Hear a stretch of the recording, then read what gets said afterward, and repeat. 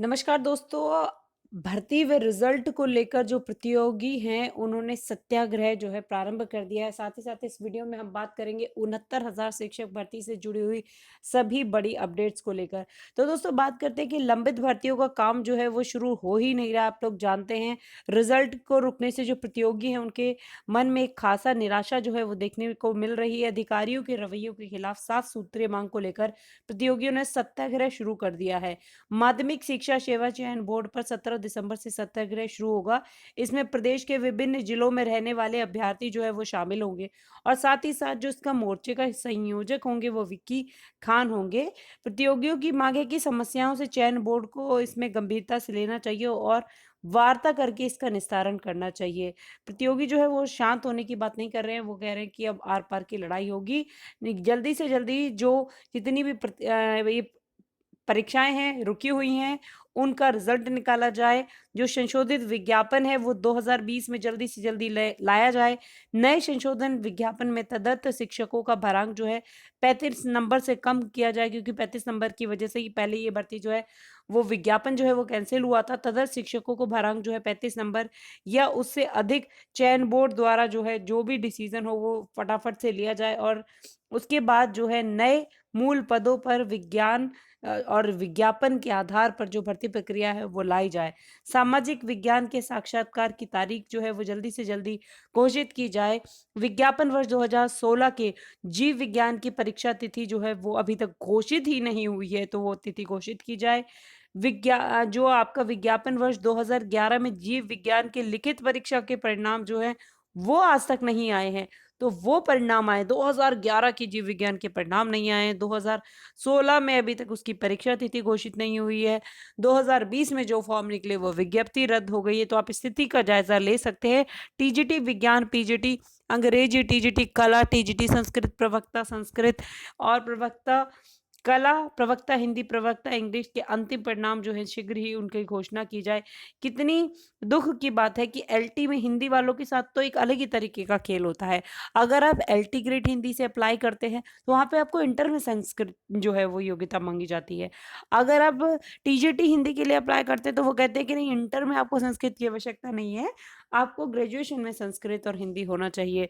तो ऐसी स्थिति में सेम सरकार की सेम पोस्ट के लिए भर्ती हो रही है, पर दोनों की योग्यता जो है हिंदी के लिए अलग अलग रखी जाती है। एलटी में 12th में संस्कृत और टीजीटी में 12th में संस्कृत नहीं मांगी जा रही। अब एक बात बताइए, ऐसे में अभ्यर्थी जो है 12th में संस्कृत कहाँ से लाए अगर वो अप्लाई कर रहा है? तो इसकी लेकर भी खासा जो है अभ्यर्थियों में निराशा है कि एक रूपता नहीं है, जिसकी वजह से कहीं न कहीं अभ्यर्थी जो हैं वो भर्तियों में लटक जाते हैं, रह जाते हैं, अप्लाई नहीं कर पाते हैं और योग्यता को पूरा नहीं करते तो फिर कहते हैं कि सीटें पूरी रह जाती है। तो एक जैसी योग्यता ही नहीं है तो उन्हें पूरा कैसे करेंगे? अब बात करते हैं 69,000 शिक्षक भर्ती प्रक्रिया में आज की बड़ी अपडेट को लेकर।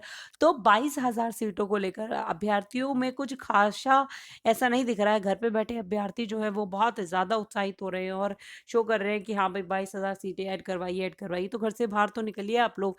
घर से बाहर निकल के आज जो धरना था, उस धरने में आज बहुत ही कम संख्या में लोग 22,000 सीटों के लिए जो हैं वो पहुँचे हैं।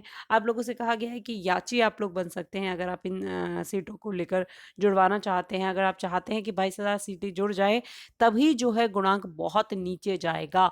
आप ये मान के चलिए कि अगर आप 22,000 सीटों को जोड़ देते हैं, तो गुणांक जो है आपका हर 6 से 7,000 में एक जो अंक है वो पूरा का पूरा गिर जाएगा। अदरवाइज़ कुछ पॉइंटों में ही गुणांक नीचे गिर सकता है। बचे हुए अभ्यर्थी लगभग 6 से 7,000 सीटें जो बच रही हैं, उसमें उनका नंबर आना बहुत ज़्यादा मुश्किल है। 22,000 सीटें ऐड होने से बहुत बड़ी संख्या में अभ्यर्थी जो है वो इसमें शामिल हो सकते हैं। तो आप लोग इस चीज़ को लेके एक्टिव होइए।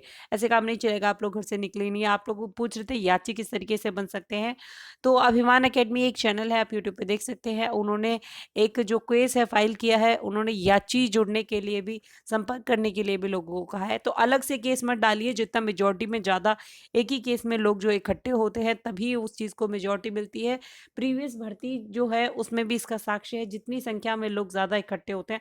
और ऐसा नहीं है याची जो है वो फ्री में बन जाते हैं। याची बनने के लिए आपको एक फ़ीस पे करनी पड़ती है, उसमें खर्चा भी होता है, तो उस खर्चे की भागीदारी आपको करनी होगी।